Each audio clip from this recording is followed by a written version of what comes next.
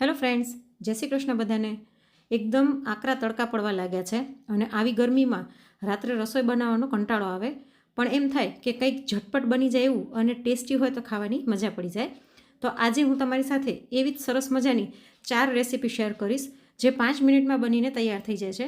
થોડીક પ્રિપેરેશન તમે કરીને રાખી હોય ને તો પંખા નીચે આરામથી આ રેસીપી બનાવી શકો છો, એટલે રાત્રે રસોઈ બનાવવાનો જરાય કંટાળો નહીં આવે. આજની આ રેસીપી જો તમને પસંદ આવે તો વિડીયોને એક લાઇક કરી ચેનલને સબસ્ક્રાઈબ જરૂરથી કરી નાખજો અને દરેક નવા વિડીયોના નોટિફિકેશન માટે બાજુમાં આપેલા બેલ આઇકનને ઓલ પર કરી નાખજો. અને જો ફેસબુક પર વિડીયો જોઈ રહ્યા હોય તો પેજને ફોલો કરવાનું ના ભૂલશો. તો ચલો રેસીપીની શરૂઆત કરી દઈએ.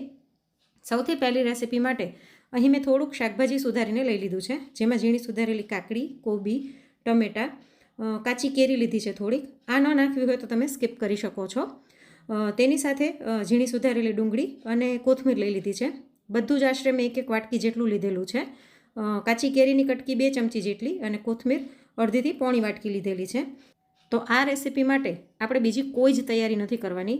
બસ પંખા નીચે બેસી અને આ બધું ઝીણું ઝીણું સુધારી લીધું અથવા તો ચોપરમાં નાખીને ચોપ કરી લીધું એટલે રસોઈ કમ્પ્લીટ. હવે ખાલી આપણે સર્વિંગ જ કરવાનું છે. તો આ બધા જ શાકભાજીને, સલાડને આપણે એક મોટા બાઉલની અંદર લઈ લઈએ. અને હવે આની અંદર બહુ બેઝિક અને ઓછા એવા મસાલા કરીશું, કેમ કે ગરમીમાં બહુ સ્પાઇસી અને મસાલેદાર ખાવાની મજા પણ નથી આવતી. તો આપણે આ બધાને બરાબર મિક્સ કરી લઈએ. અને હવે આની અંદર ચપટી મીઠું નાખી દઈશું, કેમ કે આની અંદર આપણે ચાટ મસાલો પણ એડ કરવાનો છે. તો અહીં મેં અડધી ચમચી ચાટ મસાલો એડ કરી દીધો છે.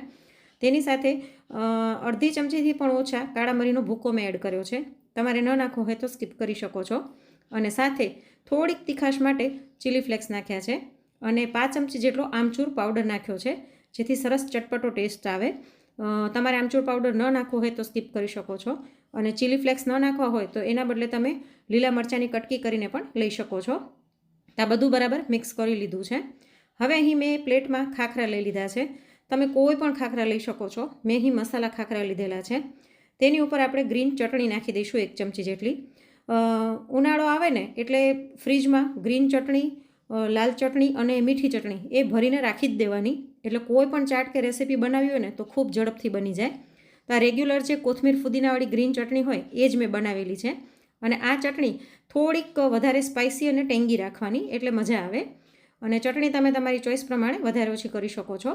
તેની સાથે 1 ચમચી ટોમેટો કેચઅપ નાખી બંનેને મિક્સ કરીને મેં ખાખરા ઉપર વ્યવસ્થિત ફેલાવી દીધું છે. અને એની ઉપર આપણે તૈયાર કરેલું સલાડ નાખી દઈએ. આ રેસીપી જ્યારે સર્વ કરવાની હોય ને ત્યારે જ તમારે સલાડમાં મીઠું ને બધા મસાલા એડ કરવાના, નહીંતર તે પાણી છોડી દેશે. ઉપરથી મેં થોડીક ઝીણી સેવ નાખી દીધી છે અને સાથે થોડુંક ચીઝ ખમણી લઈશું. થોડુંક ચીઝ ખાવાથી હેવી પણ નથી લાગતું અને ટેસ્ટ આનો બમણો થઈ જાય છે. પણ છતાંય તમારે ચીઝ ન નાખવું હોય તો સ્કીપ કરી શકો છો. અને હવે ઉપરથી થોડોક ટોમેટો કેચઅપ અને કોથમીર નાખી અને આને ગાર્નિશ કરી લઈશું. તો જોઈને જ મોઢામાં પાણી આવી જાય અને 5 મિનિટની અંદર બની જાય એવા આપણા મસાલા ખાખરા તૈયાર થઈ ગયા છે. અને જુઓ, અવાજ પરથી ખબર પડે છે કે આપણા ખાખરા છે તે જરાય સોગી નથી થતા, સરસ ક્રિસ્પી રહે છે. તો ખાવાની મજા પડી જાય એવા મસાલા ખાખરા તમે ક્યારેય ટ્રાય ન કરી હોય તો એક વખત જરૂરથી ટ્રાય કરજો. હવે બીજી રેસીપી પણ એવી જ છે જે ખૂબ ઝટપટ બની જાય છે. તો એના માટે એક બાઉલની અંદર આપણે થોડીક પાણીપુરીની પૂરી લઈ લઈશું અને આને આપણે અધકચરી ભાંગી લઈએ. તમારે કેટલા લોકો માટે બનાવવું છે એ પ્રમાણે તમે પૂરી લઈ શકો છો. અત્યારે હું 2 જણા માટે બનાવી રહી છું. હવે આની અંદર આપણે 1 મુઠ્ઠી જેટલા બાફેલા ચણા અને થોડાક બાફેલા બટેટાના ટુકડા નાખી દઈશું. આમાં બધું તમે તમારી ચોઈસ પ્રમાણે વધારે ઓછું નાખી શકો છો. સાથે મેં થોડાક ટમેટાના ટુકડા, થોડાક કાકડીના ટુકડા, થોડીક ઝીણી સુધારેલી ડુંગળી અને 1 ચમચી કાચી કેરીની કટકી નાખી છે. થોડીક કોથમીર નાખી દઈશું અને હવે આની અંદર મસાલાવાળા દાણા નાખી દઈએ.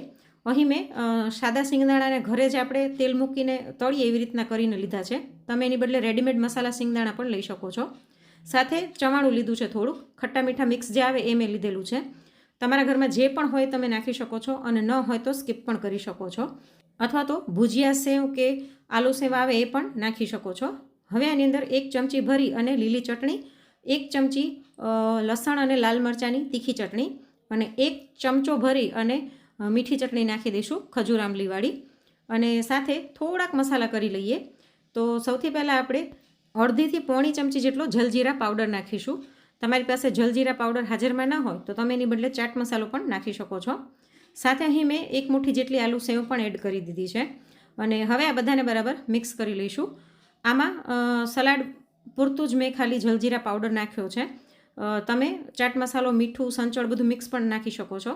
અને બરાબર મિક્સ કરી અને ટેસ્ટ કરી અને તમારી ચોઈસ પ્રમાણે તમે મસાલા થોડાક આની અંદર પ્લસ માઇનસ કરવા હોય તો કરી શકો છો. રેગ્યુલર આપણે જે મમરાની ભેળ બનાવતા હોઈએ ને એના કરતાં આ ખાવામાં વધારે ટેસ્ટી લાગતું હોય છે, કેમ કે આમાં થોડોક પાણીપુરી જેવો પણ ફ્લેવર આવે છે. આ બધું મિક્સ કરી અને મેં ટેસ્ટ કર્યું હતું. મીઠું થોડુંક ઓછું લાગી રહ્યું હતું એટલે મેં 5 ચમચી જેટલો સંચળ પાવડર નાખ્યો છે અને 5 ચમચી જેટલું લાલ મરચું પાવડર નાખી બરાબર મિક્સ કરી અને હવે આ ચટપટી ભેળને આપણે સર્વ કરી દઈએ. આ બધી રેસીપી એવી છે કે તમારે ડિનરમાં ન ખાવી હોય તો બાળકો સાંજે ક્યારેક નાસ્તાની ડિમાન્ડ કરે તો તમે સાંજે નાસ્તામાં પણ બનાવી શકો છો.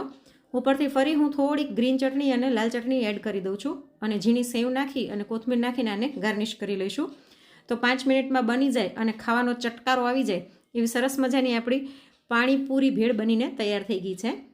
હવે નેક્સ્ટ રેસીપી પણ આપણે એવી જ સરસ બનાવીશું. તો એના માટે અહીં મેં એક બાઉલ લઈ લીધું છે. બાઉલની અંદર આપણે કુરકુરે લેવાના છે.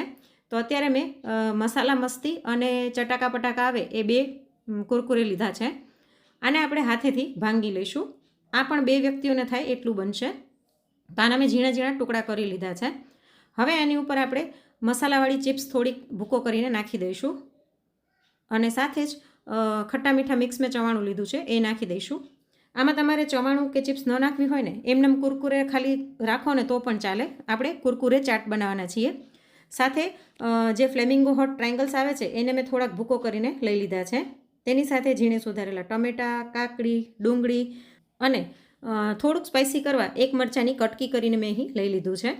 થોડીક કોથમીર નાખી દઈશું અને હવે કુરકુરે તો પોતે મસાલાવાળા અને ટેસ્ટી જ હોય છે, પણ આપણે જે આ સલાડ લીધું ને એના ભાગ પૂરતું 1 ચમચી લીલી ચટણી, થોડોક ટોમેટો કેચઅપ અને 1 મોટી ચમચી મીઠી ચટણી મેં એડ કરી દીધી છે.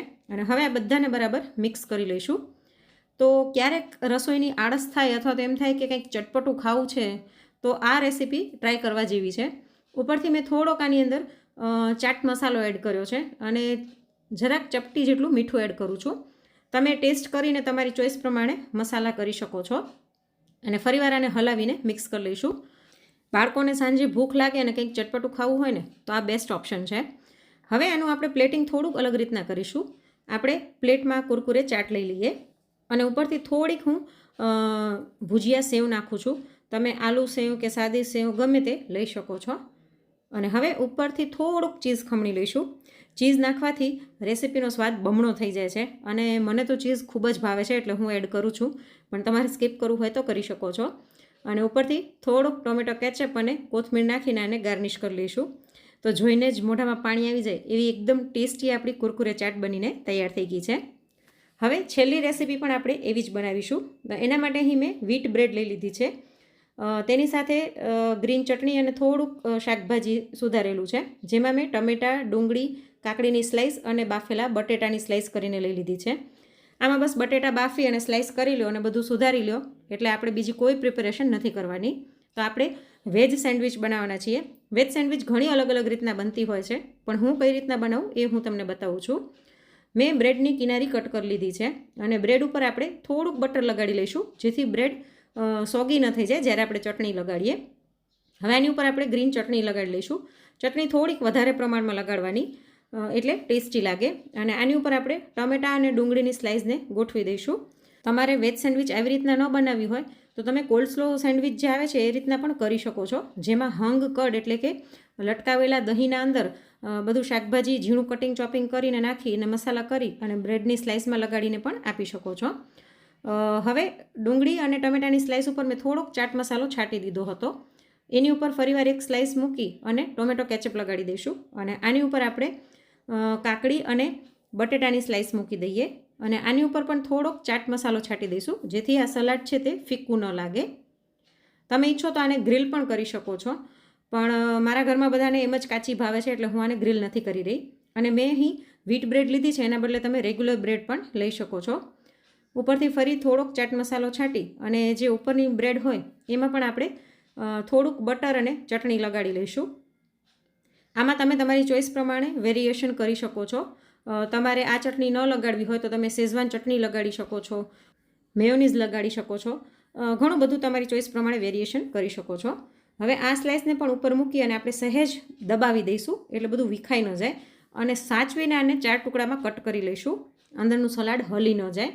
4 ટુકડામાં કટ કર્યા પછી તમે આને એમને આડું રાખીને ઉપરથી ફરીવાર થોડું બટર, ચટણી અને સેવ નાખીને ગાર્નિશ કરી શકો છો, પણ મેં બધા ટુકડાને ઊભા કરી દીધા છે અને ઉપરથી થોડુંક ચીઝ ખમણી લઈશું અને સાથે ટોમેટો કેચઅપ અને ગ્રીન ચટણી નાખી અને સર્વ કરી લઈશું. તો આ વેજ સેન્ડવિચ પણ ખૂબ જ ઝડપથી બની જાય છે અને આજની બધી જ રેસીપી એવી છે કે તમે પંખો ચાલુ રાખી અને આરામથી બનાવી શકો છો. તો આજની આ બધી જ રેસીપીમાંથી તમને કઈ રેસીપી સૌથી વધારે ગમી અને તમે કયા શહેરમાંથી મારા વિડીયો જોઈ રહ્યા છો તે મને કોમેન્ટ કરીને જરૂરથી જણાવજો. અને જો આજની રેસીપીઓ ગમી હોય તો વિડીયોને એક લાઇક કરી ચેનલને સબસ્ક્રાઈબ જરૂરથી કરી નાખજો. અને જો ફેસબુક પર વિડીયો જોઈ રહ્યા હોય તો પેજને ફોલો કરવાનું ન ભૂલશો. ફરી મળીશું એક નવી રેસીપી સાથે. Thanks for watching.